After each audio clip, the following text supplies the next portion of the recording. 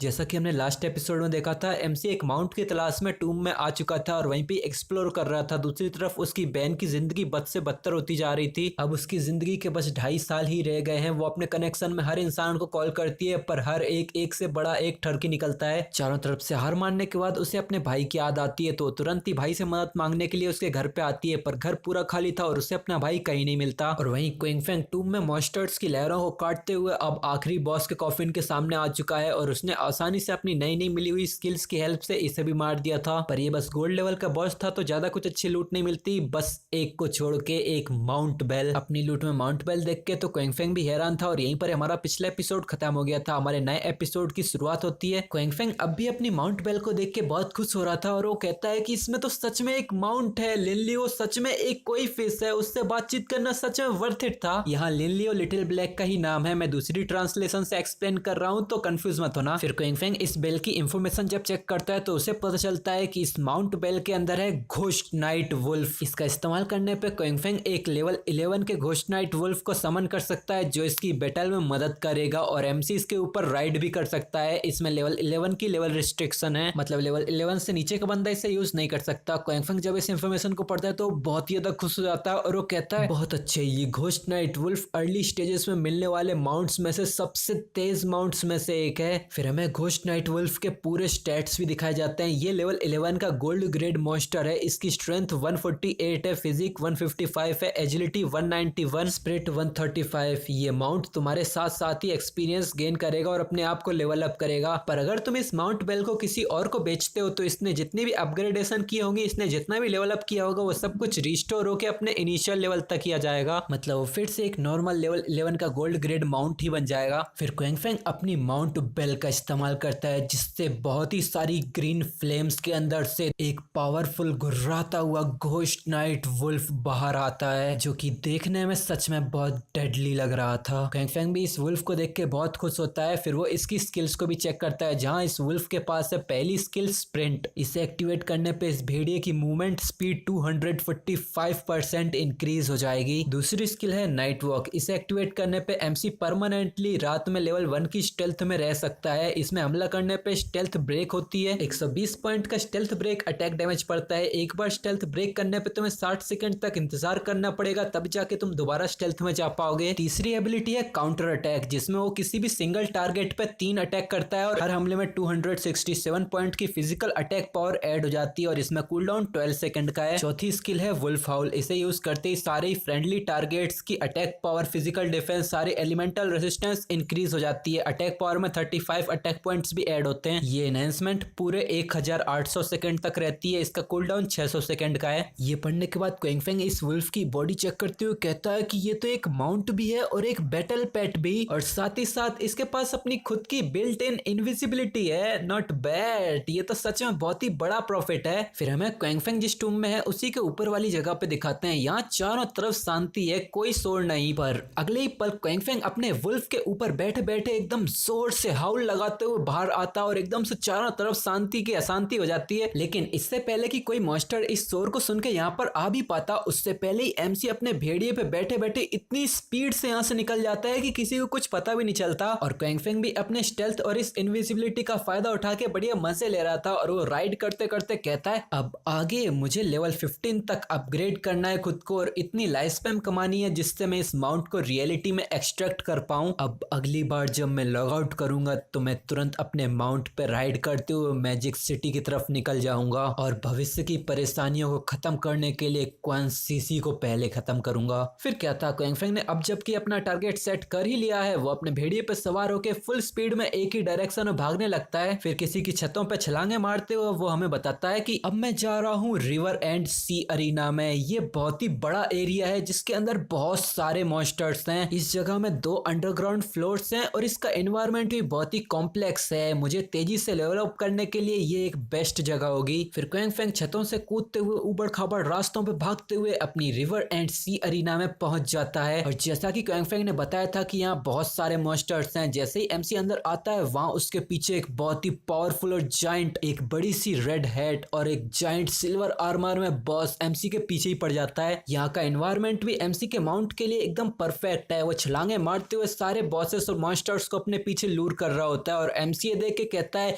ये तो एक पैराडाइस है लेकिन सिर्फ ताकतवर लोगों के लिए। फिर क्वांगफेंग का वुल्फ एक छलांग मारते हुए छत की दूसरी तरफ निकल जाता है और वो बॉस मास्टर उसे देखता ही रहता है और इस छलांग पे एमसी और उसके वुल्फ को एक परफेक्ट एंगल मिल जाता है। तो क्वांगफेंग और उसका वुल्फ भी इन मॉन्स्टर्स पर खून के प्यासे भेड़िए की तरह एक छलांग लगाते हुए अपनी स्किल्स को एक्टिवेट करके टूट पड़ते हैं। एमसी भी अपनी आंखें एकदम से खोलता है और इंस्टेंट शैडो स्लैश के साथ यहाँ खड़े सारे के सारे ही मॉन्स्टर्स के टुकड़े टुकड़े कर देता है। तभी हमारा सीन चेंज होता है। एक सुहानी शाम, बस रूइन सिटी को ना देखो तो बहुत ही अच्छी है। इसी जगह पे आन्यू अपनी एक स्ट्राइक के साथ एक मॉन्स्टर को खत्म कर देती है और अपना पसीना पोंछते हुए कहती है ये तो बहुत अच्छा हुआ कि हम जीत गए। पर इस बार आन्यू अपनी टीम में एक चमचा लेके आई थी जो किसी अनजान प्रजातियों के इंसानों की तरह तालियां बजाते हुए आन्यू की तारीफें करते हुए कहता है जैसा कि कैप्टन आन से उम्मीद करी जा सकती थी उनका डैमेज तो सच में इंसेन है। और इस चमचे का नाम है मान नाइलियांग और ये जियांगहाई सिटी के डायरेक्टर का चूजा है, मतलब बच्चा है। और ये चूजा मनी मन सोच रहा था कि हिडन प्रोफेशन ड्रैगन स्वॉर्ड्समैन सच में ऑसम है। आन्यू भी सच में मेरी पसंदीदा औरत कहलाने के लायक है। ये आन्यू पे लाल टपका ही रहा था पर आन्यू आगे बढ़ते हुए कहती है कि ये बॉस बस लेवल 8 का गोल्ड ग्रेड बॉस है पर फिर भी हम सबको मिलके भी इसे मारने के लिए 10 मिनट से भी ज्यादा लग गए। मुझे सच में समझ में नहीं आ रहा है कि बॉस ने कैसे एक प्लेटिनम बॉस को अकेले मार दिया। पर पीछे से इसका नया चमचा कहता है कि वो तो बस एक हलकट असेसन है जो अपनी लुका छिपी वाली टेक्निक्स का इस्तेमाल करके बॉस को मारता है। उसके तो भाग्य में ही लिखा है वो जिंदगी भर अनवर्दी ही रहेगा। और ये चमचा मनी मन सोच रहा था कि किस्मत से इस लड़की के पास कोई बैकग्राउंड नहीं है और मेरा एक गवर्नमेंट ऑफिशियल के बेटे के स्टेटस से मैं इस लड़की को आसानी से अपने चंगुल में फंसा सकता हूँ। पर यहाँ आन्यू जब ये देखती है कि ये अपने बॉस को हलकट कह रहा है तो ये लड़की नौटंकी करते हुए कहती है क्या सच में? पर इस हिसाब से तो तुम्हारे जैसे आर्चर के लिए क्या ये और आसान नहीं होना चाहिए कि एक बॉस को मार सको? अब अपना तीर अपने पिछवाड़े में घुसा देख के लड़का हिचकिचाने लग जाता है और वो अपने दांत पीसते हुए कहता है आमा मेरे जैसा सीधा साधा और अच्छा इंसान ऐसी घटिया टेक्निक्स का इस्तेमाल नहीं करता। फिर वो चालाक लोमड़ियों की तरह इन लोगों के कान भरने लग जाता है और वो कहता है कि मैंने सुना है कि शैडो रियल लाइफ में एक खून का प्यासा और लो क्लास पर्सन है। मैं शंघाई पुलिस फोर्स से एक हंटर को जानता हूँ, उसके पास लेवल 3 का एंटी स्टेल्थ लेवल है। मेरे ओपिनियन में तो सबसे बेहतर तरीका यही रहेगा कि हम एक ट्रैप को सेट करते हैं और शैडो की रियल आइडेंटिटी का पता लगाते हैं और फिर उसे कंट्रोल करेंगे। इस तरह का इंसान जब हमारे ही ऑफिशियल स्टाफ की तरह काम करे तभी जाके हम चैन की सांस ले सकते हैं, वरना जिस तरह की चीजें सोंगफाई और जियानली के साथ हुई हैं वैसी चीजें दोबारा होंगी। क्या हम हर बार उसका फैलाया हुआ कचरा साफ करते फिरेंगे? और जैसे यहाँ ये अपना प्लान शेयर कर रहा था वहाँ आन्यू और वांगमिंग दोनों इसको आंख फाड़ फाड़ के घूर रहे थे। वो दोनों अब भी अपनी आंखें फाड़ फाड़ के एक दूसरे की तरफ ध्यान से देखते हैं। फिर एक सेकंड के बाद दोनों धड़ाके मार मार के हंसने लग जाते हैं। वांगमिंग कहता है श्याओ माँ तुम नहीं समझोगे। आन्यू इसकी तरफ उंगली पॉइंट करते हुए कहती है कि अभी के टाइम पे ऐसा नहीं है कि वो हमसे उसका फिलारा साफ करने के लिए भीख मांग रहा हो, बल्कि हमें उसका फैलाया हुआ कचरा साफ करना ही होगा। तभी जाके हम ये सुनिश्चित कर सकते हैं कि हम उसके साथ एक कांस्टेंट पोजीशन बरकरार रख पाएं और तब जाके हम उसके साथ कोऑपरेट कर पाएंगे। वांगमिंग बताता है कि पूरी दुनिया में पहला गोल्ड बॉस का किल, पहला प्लेटिनम बॉस का किल और ये दोनों के दोनों ही अकेले मारे उन्होंने। अगर तुम इस लेवल के इंसान को अपने साथ कोऑपरेट कराने के लिए जीत नहीं सकते तो क्यों इसे नाराज करना। आन्यू हंसते हंसते इसका मजाक उड़ाती है कि क्या कोई क्रीपर तुम्हारा दिमाग भी खा गया। और इतनी एक्सप्लेनेशन के बाद ये बंदा तो बेचारा शर्म के मारे पानी पानी होने लग जाता है। इसका पूरा चेहरा शर्म की वजह से लाल हो गया था। पीछे से वांगमिंग कहता है अब डांटना बंद करो, डांटना बंद करो, ये एक सेकंड जनरेशन का यंग मास्टर है। पीछे से आन्यू कहती है तो क्या हुआ, क्या सेकंड जनरेशन को दिमाग की जरूरत नहीं होती? तो वांगमिंग कहता है अगर तुमने थोड़ा और बोला तो वो बस रोने ही लगेगा थोड़ी देर में। पर अब मा नालियांग की शर्म गुस्से में बदल चुकी थी और वो गुस्से में चिल्लाते हुए कहता है डैम शैडो, क्या वो बस मक्खियों की तरह मसला जाने वाला असेसन नहीं है? मैं तुम्हें उसकी स्टेल्थ लेवल के साथ कीप अप करने का एक रास्ता बता रहा हूँ, तुम फिर भी डर रहे हो कि उसे कंट्रोल नहीं कर सकते। और तुम बिना किसी बैकग्राउंड वाले लोगों की हिम्मत कैसे हुई कि तुमने मुझे डांटा? आन्यू तुम तो बस देखो मैं कैसे उस शैडो से भी बेहतर बन के उसे पकड़ता हूँ। फिर मुझसे माफी मंगवाने के लिए मैं तुम सबको अपने सामने घुटनों पे लेके आऊंगा, तुम सब मुझसे दया की भीख मांगोगे। वो पीछे बंदरों की तरह उछलते हुए बकवास किए जा रहा था पर यहाँ आन्यू और वांगमिंग तो इसे इग्नोर करते हुए बॉस की ड्रॉप लूट के बारे में चेक करने लगते हैं। आन्यू बताती है कि यहाँ पर एक प्रीस्ट बीस्ट का गोल्ड टियर इक्विपमेंट है। फिर वो ऐसे ही पूरी लिस्ट बताती है और उसके बाद वो थोड़ा सोचने लग जाती है और वो बताती है कि आखिर बिग बॉस ने हमें थोड़े समय पहले ही तो बहुत सारे गोल्ड लेवल के और कुछ प्लेटिनम लेवल के आइटम्स भी बेचे थे। इतना सब पाने के लिए उन्होंने आखिर कितने ही बॉसेस को मारा होगा, और या फिर उनके पास कोई ट्रेजर हंटिंग का टैलेंट है जिसकी हेल्प से उन्होंने बहुत सारी ट्रेजर चेस्ट को ढूंढा और उनके अंदर से इतनी सारी आइटम्स निकाली। वांग मिंग बस इसकी इमेजिनेशन के बारे में सोचता ही रह जाता है। पीछे से वो बंदर अब भी उछल कूद करते हुए चिल्लाया जा रहा था, पर ये लोग अब भी इसे इग्नोर करते हुए कहते हैं, कैप्टन आन भले ही ये देखने में कुछ ज्यादा ही लग रहा हो, पर मुझे थोड़ी सी चिंता हो रही है। जिसपे आनियो कहती है, क्या, किस चीज की चिंता? तो वांग मिंग बताता है कि अभी हाल ही में हुआ एक केस, क्या आपको जांगनान होटल केस के बारे में पता है? दी डुआंग फांग फैमिली, वो लोग वहाँ जांगनान होटल में पार्टी कर रहे थे, पर अचानक से वो पूरे का पूरा परिवार एक साथ ही गायब हो गया। मेरा मतलब कि अगर ये सच में सैडो ने किया है तो क्या फिर भी हमें इसके बावजूद इसकी मदद करनी पड़ेगी? हमें अब भी सैडो के असली कैरेक्टर के बारे में कुछ पता नहीं चला है। क्या होगा कि वो सच में कोई खतरनाक और डेविलिश सीरियल किलर हुआ तो आन्यू कहती है कि मुझे भी इस केस के बारे में पता है, हायर अप्स इसे बहुत सीरियसली ले रहे हैं। वो सब भी यही अंदेशा लगा रहे हैं कि ये सब जरूर सैडो ने ही किया है, पर अभी तक ऐसा कोई एविडेंस नहीं मिला है जो ये साबित कर सके कि ये सब सैडो ने किया है। फिर वो एक हल्की मुस्कुराहट के साथ वांग मिंग की तरफ देखते हुए कहती है कि अगर ये केस सच में सैडो का ही कारनामा हुआ तो मैं तब भी उसके साथ कोऑपरेट करना ही चुनूंगी। भले ही हायर अप्स उसका फैलाया हुआ कचरा साफ करने के लिए मना कर दें तो मैं तब भी पर्सनली खुद जाके उसका कचरा साफ करूंगी। जो सुन के तो वांग मिंग बहुत हैरान हो जाता है, उसकी तो बोलती बंद हो जाती है और वो एकदम से एक्साइटमेंट में चिल्लाता है, क्या, क्यों? पर आनियो एकदम रिलैक्स मूड में आगे बढ़ते हुए कहती है कि कौन ही सैडो का पिछवाड़ा सहलाना चाहेगा। जो सुन के तो वांग मिंग भी कंफ्यूज हो जाता है और हम भी।